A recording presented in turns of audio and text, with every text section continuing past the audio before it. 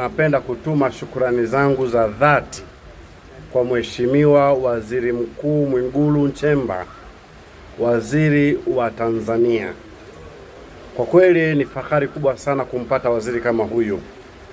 Ni waziri ambaye anayejali, anayethamini na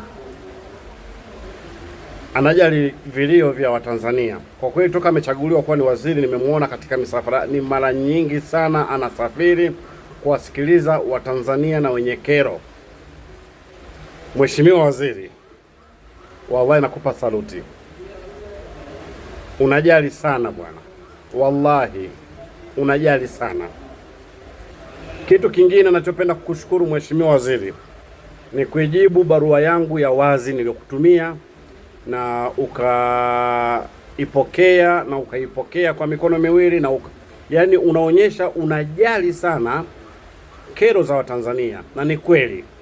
Ninaomba Mwenyezi Mungu Subhanahu wa Ta'ala, Tanzania isimame na ibadilike kupitia mikononi mwako waziri mkuu na rais wa Jamhuri ya Muungano wa Tanzania Mama Samia Suluhu Hassan. Mama Samia, nakupenda sana na kuheshimu sana na kusaluti sana kwa sababu umetuchagulia waziri mchapakazi.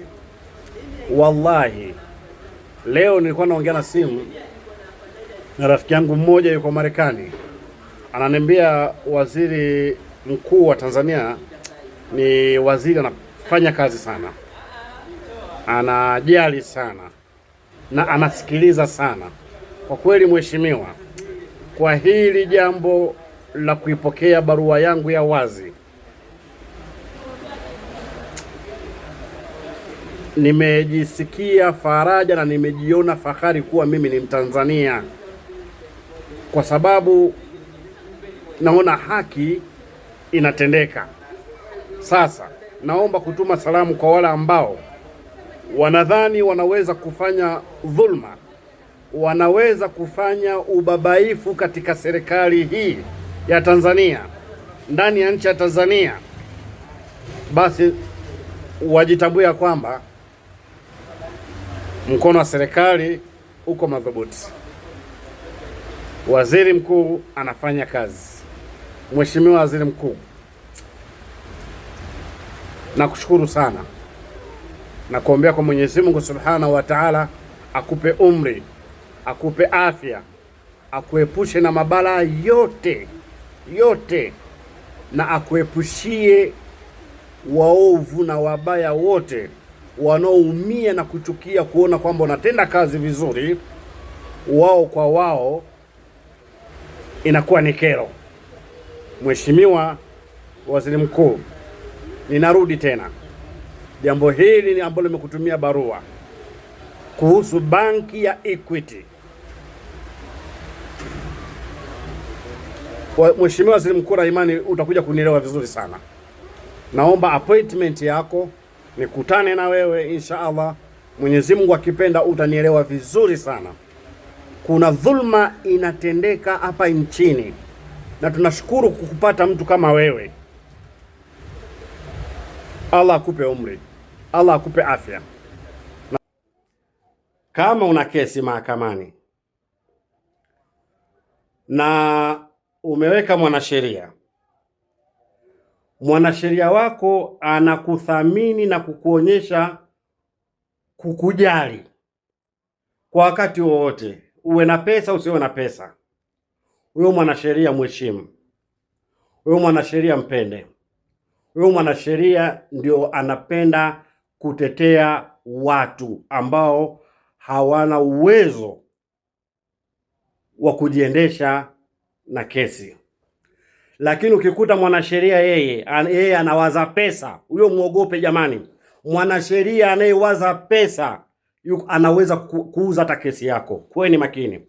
Kuweni makini sana. Mwanasheria, najua kuna mikataba. Mwanasheria lazima muandikishane katika kesi kwamba hii naisimamia kwa kiasi kadhaa, utanipa kiasi fulani. Lakini kuna wakati binadamu unaweza kuwa huna pesa.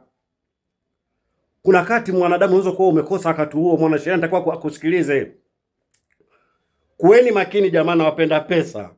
Asa kutoka huko kina Shimboni Shafe akadampe na tombe kwa awe mwanasheria huyo. Utajuta kuzaliwa. Kuweni makini.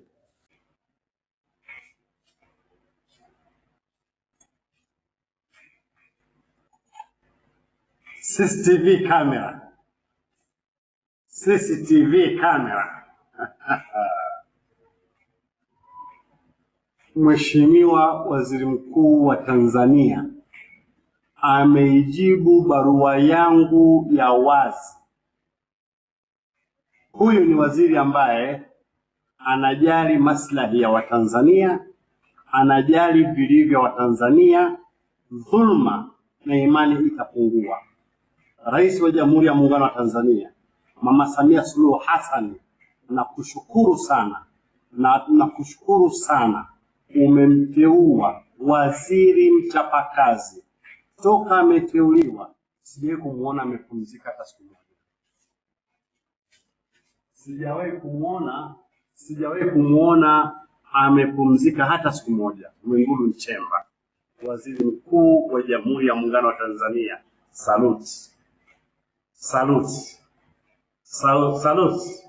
CCTV camera.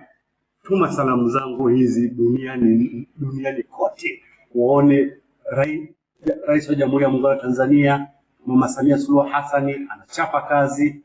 Waziri Mkuu wa Jamhuri ya Muungano wa Tanzania Mwigulu Nchemba anapiga kazi. Hakuna dhulma tena. Salute.